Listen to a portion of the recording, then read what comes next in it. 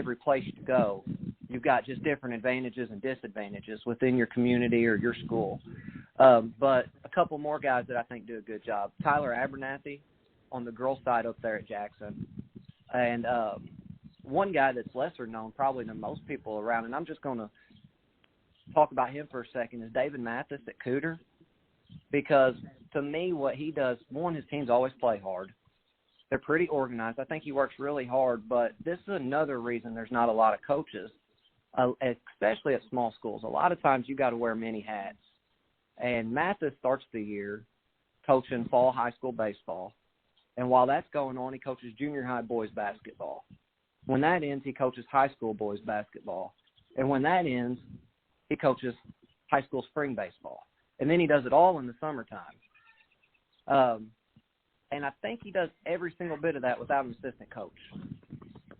So I think that's another reason there's not a lot of coaches, is just some guys don't want to do that much stuff.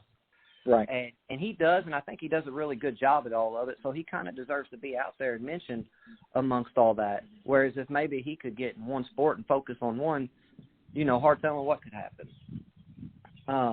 And then another category I listed some coaches in was the newish category. Try to think of some younger coaches here. We don't really have a lot that, to my knowledge, like I was telling you earlier, I just turned 30 and I can't think of many coaches in the area that are younger than me. And then another part of this category was people that have been with a program as an assistant for a long time and just started being the head coach this year, or it just changed schools recently. And the first five are at that category, and that's Jason Long at Bernie, Eric Seitz at Dexter, Travis Day at Hayti, Josh Herring at Malden, and David Crockett at Twin Rivers. They had all just recently taken over those programs that they're doing, and I think they do a phenomenal job and work really hard. And then some other people, and these are kind of our younger-ish people. Coach Jordan Bidwell, as we talked about his dad earlier and his brother both, he comes from a good family, a good coaching tree just within that family. I think he does a good job at Clarkton. Jordan McGowan down at Gideon. I think he's been there for 3 years. He's one of the coaches I know that is younger than me. Comes from a good coaching tree. We talked about Jason Long and Brad Bosch at Bernie. Played for Gene Best at Three Rivers. I think he's got a good thing going there at Gideon, and he could establish a great program moving forward. Andrew Halford at Kennett, I think he's doing good things there. Andrew's done a good job everywhere he's been, He had too. a good run at Malden. He had a good run at Advent. Just a year or two older than me. I think he's a good young coach. Cole McBroom at Malden. I think, he inherited a group that once Coach Halford left, there wasn't as much talent. And I think that Cole does a good job getting his kids to play hard and trying to get them to play a certain way. And he's probably getting that program back moving on the upward hill there.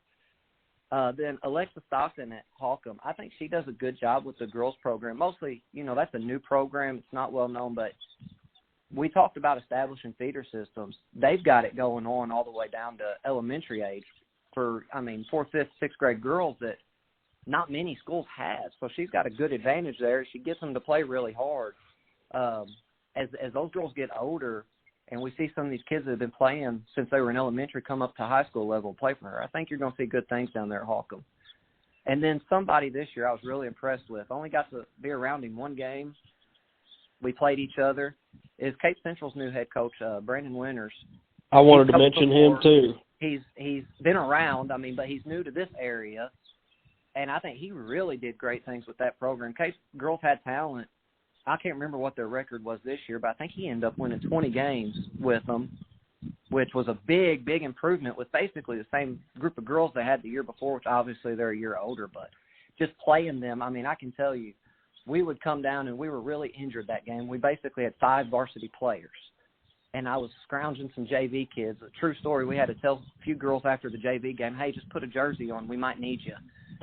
But we're coming down, and we didn't even have to call a play out. He was saying, hey, they're running this. They already know. So he does a great job of prepping and getting them ready. And I thought he's a heck of a coach just for being around him that game. And the way he works those girls, like I said, Kate's got talent. He'd probably get that program going. Oh yeah, he's building that thing up, and you know, they call it an upset if you will. They beat Saxony this year at Saxony's place. It was probably the week after Saxony played you, Toby. Overtime game. They had beat Sykeston in overtime. Yep. And right before your game, beat you all in overtime. Same kind of story, coming back, you know, with a minute and a half. They were 7 or 9 points down in both games. Yep. Then came and I don't want to say they looked past, but anyways, Cape Central come up there and beat them. You know, coming off of a high of 2 games like that, and then Cape Central comes up there and beats them. And you know, that was a tough game for Saxony, but Cape Central was ready. Yeah, I think he just prepares very good. Yes, no doubt. And then the last person I'm going to mention, which it's not an official thing, haven't seen anybody say this, but Jamarcus Williams, who everybody in the world assumes is going to take over for Coach Farmer at Charleston, been there for a few years as an assistant, graduated from there. He's a Charleston guy. You just got to assume he's going to step into that role and do great things and keep the Charleston tradition going. And first of all, he was a great player. I mean, a great player, and just an awesome guy. He actually came and gave a pep talk to our team this year and gave him a little pump me up kind of speech. And somebody I've known for a long time. And but here's another thing about Jamarcus. I hope they allow him to continue coaching and everything. But I know he's on that administrative track also.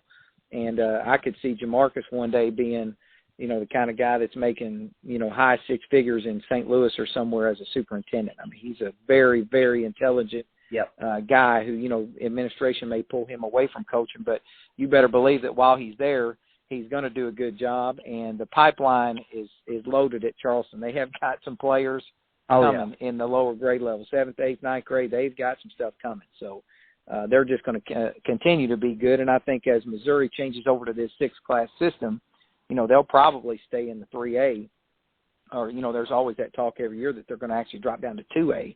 Right. And I can tell you they are close to that line, you know, but Jamarcus will do a really good job. So to kind of wrap this thing up, I mean, you know, I think that we're very spoiled in this area with the success of, you know, we've got the 2 winningest programs in the history of the state down here, Charleston and Scott County Central, and then, you know, it seems like everybody around here's got it, you know, at least a state title, or a lot of schools do, you know, your Bell City, your Advance, your New Madrid, you know, just go down the list. There's a lot of people that have made a Final Four run, like Matt, like you said, even Delta, even though it was on the girls' side. I mean, there's a lot of schools in this part of the state that have at least got to experience, you know, that trip somewhere along the way.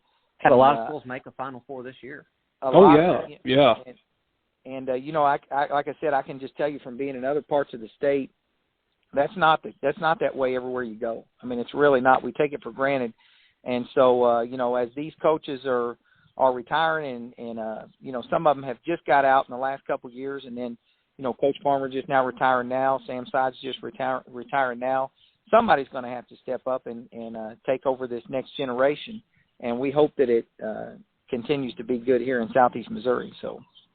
No doubt. I mean, you know, I'm younger than a lot of people and didn't go to a lot of basketball as a kid, other than maybe down to Delta or whatever. But, you know, I'm lucky to have seen some of these guys on, call it their final few years of being coaches, you know. And, you know, I don't have the memories of them or the you know, the stories, I guess you'd say, of some of their, you know, better teams from previous years or whatever. But, you know, it's special. And it's just special to know that, you know, people are going to talk about Danny Farmer and his number of Final Fours and all that forever. I get to see him coach, you know. I mean, that's right. That's cool, you know. That's just cool to me. So. Yeah, and you know, it's we're constantly changing, and I just feel like in our profession, especially with coaches, I mean, it really has changed a lot in the last, you know, 5 to 10 years with, you know, the number of guys jumping in administration, and then this whole, you know, thing with the trainers now is a new phenomenon, but. Anyway, guys, I appreciate everybody taking the time, and we'll have to do this again. Well, you know, we need to have one where we just talk about country music. I know all 3 of us are country music lovers. You don't want to get me started.